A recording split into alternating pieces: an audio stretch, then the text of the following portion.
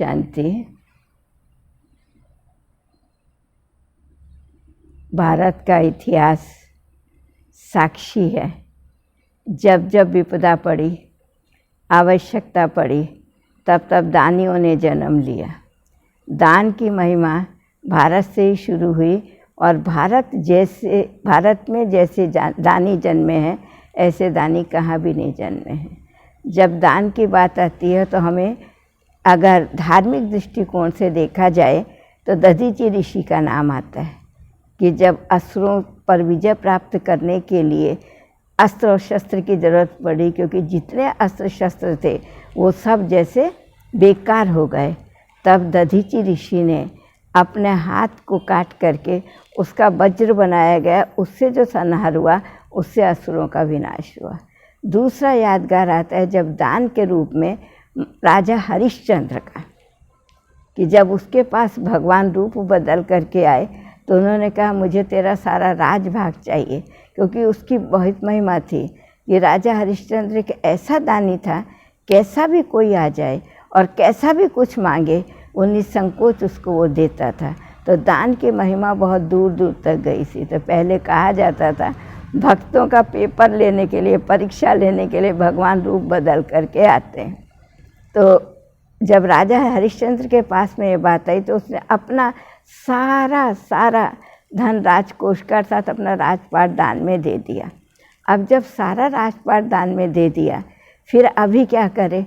तो कोई चीज़ के लिए, अर्थात जैसे कोई चीज़ के लिए ज़रूरत पड़ी, किसी कार्य के लिए ज़रूरत पड़ी, तो कहा कि आप हमें ये दे दीजिए। तो उनको एक सेकंड के लिए भूल गया कि ये तो मैं सब दान दे चुका हूँ, ये मेरा नहीं है, तो ये मैं कैसे दे सकता हूँ। लेकिन जैसे ही कहने के बाद स्मृति आई, उन्होंने उस राजभाग को त्याग कर दिया और त्याग करके श्रम करने के लिए निकल गए कि मैं जो श्रम करूँगा, जो कमाऊँगा, उससे आपको दक्षिणा दूँगा।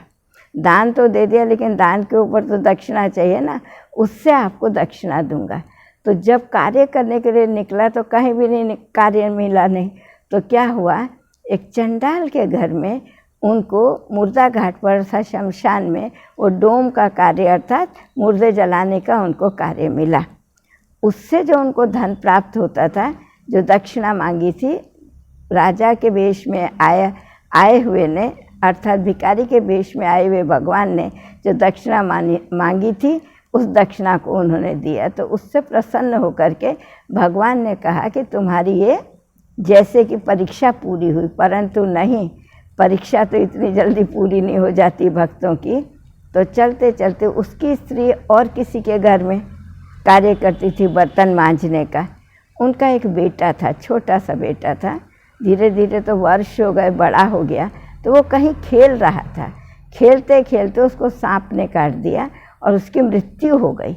अब मृत्यु हो गई तो उसका तो अंतिम संस्कार करना है, लेकिन उस बच्चे की माँ के पास, अर्थात राजा हरिश्चंद्र की स्त्री के पास में कुछ भी नहीं था कि जो उसको दान दे सके। तो कहने में आता है कि उसने अपना आंचल फाड़ करके भी जो दिया जाता है शमशान पर जा कर के, वो उसने दिया। तो मतलब क्या है कि ब्रह्मा बाबा को जब शिव बाबा ने प्रवेश किया, उसने कहा कि मुझे तेरे तन मन धन की आवश्यकता है।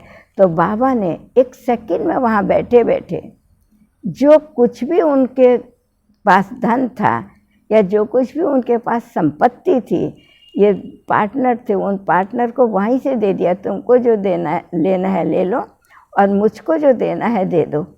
एक ऐसा व्यक्ति, इतना बड़ा व्यापार, इतने बड़े समाज से संपर्क, राजाओं के साथ संपर्क, महाराजाओं के साथ संपर्क, राज्य, अलग अलग राज्य के साथ, अलग अलग देश के साथ में उनका संपर्क और संबंध सेकंड में वैसे बढ़ दिया। इससे बड़ा दानी कौन हो सकता है दुनिया में? और जितने भी दानी हुए हैं, घर बार छोड़ के चले गए हैं, लेकिन कुछ अपने साथ लेकर के गए हैं। लेकिन ब्रह्मा बाबा ने तो कुछ भी अपने लिए नहीं रखा, यहाँ तक कि परिवार साथ में था, परिवार के लिए भी नहीं सोचा। जो कुछ था सब कन्या माताओं को ट्रस्टी बना करके शिव बाबा के आदेश से वो सब समर्पण कर दिया। सारा जीवन 93 एज तक, सारा जीवन कभी भी उन्होंने संकल्प में भी एक पैसे को भी टच नहीं करा, कि कभी अपना नहीं समझा, या कभी उनके भाव में भी, माना चेहरे के भाव में भी, कि ये मेरा सब कुछ है, मैंने सब कुछ किया है, वो कभी भी नहीं।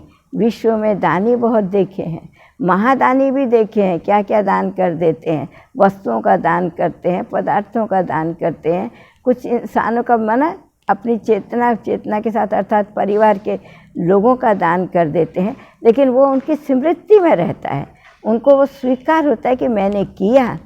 बाबा को तो जीवन में हजारों हम बच्चे बाबा के साथ, कभी किसी ने उनके नैनों में, उनके वाणी में, उनकी भावना में, उनके व्यवहार में कभी किसी ने भी ये नहीं देखा होगा कि बाबा से ये भासना आ रही है कि मेरा धन है, ये यूज़ हो रहा है क्या, या मैं यूज़ करने के लिए कह रहा हूँ। नहीं, ये इन कन्या माताओं को निराकार परमपिता परमात्मा शिव ने दिलाया है, और वो इनके द्वारा चला रहा है, ये इनका ही है, मेरा कुछ नहीं है। मैं तो एक ट्रस्टी हूँ। संकल्प मात्र, स्वप्न मात्र में भी जिसने कभी टच नहीं किया है, ऐसा आज तक विश्व में ना कोई दानी हुआ है, ना महादानी हुआ है, और ना कभी कोई हो सकता है, क्योंकि विश्व के अंदर ब्रह्मा एक ही है। देव बहुत हैं, सन्यासी बहुत हैं, गुरु बहुत हैं, ब्रह्मा एक ही है। और ब्रह्मा की जो कलाकृति है या ब्रह्मा का जो कर्तव्य है, वो सिवाय उनके कोई दूसरा नहीं कर सकता है। ऐसे थे हमारे प्रजापिता ब्रह्मा, जो सारी मनुष्य सृष्टि को, हिंदू मुस्लिम सिख ईसाई को अपना समझ करके सभी को एक दृष्टि से, एक बोल से, एक संकल्प से, एक मन से जिसको कहते हैं, सबको अपना बनाया। और आज देखिए सब कहते हैं मेरा बाबा। महादानी का एक एग्जाम्पल आपको सुनाती हूँ। जैसे मैं आपको बता रही थी कि संकल्प में भी टच नहीं करा, हाथ से तो बात छोड़ो, दृष्टि से भी टच नहीं करा। एक बार हमारी बड़ी दीदी मनमोहिनी दीदी दिल्ली से आबू में आई, मधुबन में आई, तो उस समय पीतल का सिक्का निकला था भारत सरकार का, 2 रुपए का सिक्का। वो ऐसे चमकता था जैसे सोने का सिक्का निकलता हो। तो वो बड़ी खुशी से मधुबन में लेकर के आई और बाबा को दिखाया। बाबा, आप तो कहते हो सोने की दुनिया में सोने के सिक्के होंगे, अभी तो ये दुनिया जो चल रही है, इस दुनिया में भी सोने का सिक्का निकला है। तो बाबा का एक अभ्यास था, जब बाबा खड़ा होता था अपने दोनों हाथ पीछे की तरफ करके ही खड़ा होता था, कभी आगे की तरफ करके नहीं होता था, पीछे के हाथ ही तरफ होता था। तो दीदी ने अपनी हथेली पर रख करके बाबा को कहा, बाबा इसको देखो तो सही, इसको पकड़ो तो सही, आप टच तो करो। तो बाबा मुस्कुरा दिया, एक शब्द नहीं बोला, अर्थात नैनों से भी, दृष्टि से भी उस धन को टच नहीं करा, क्योंकि बाबा तो जानता है, अपनी कॉन्शियस में सर रहता था कि इस कलयुग की दुनिया में कोई भी चीज़ सतयुगी दुनिया की हो नहीं सकती है, और जो सतयुगी दुनिया का कोई धन नहीं है वो मुझे टच नहीं करने का है। तो जो प्रैक्टिकल में संकल्प और स्वप्न से भी परे हो गया, धन से या वस्तु से या व्यक्ति से या मान से या शान से, कभी मान शान को भी स्वीकार नहीं करा। तो ऐसे थे ब्रह्मा बाबा, जो हम कहेंगे प्रैक्टिकल में हमने अपनी आँखों से देखा है उनको और लोगों को सुनाया है, लोगों से सुना है। आज इस महिमा को हम सब भी स्वीकार करें, इसका स्वरूप हम भी बने, तो हमको अनुभव होगा कि सचमुच हम मास्टर ब्रह्मा बन रहे हैं। ओम शांति। ऐसे थे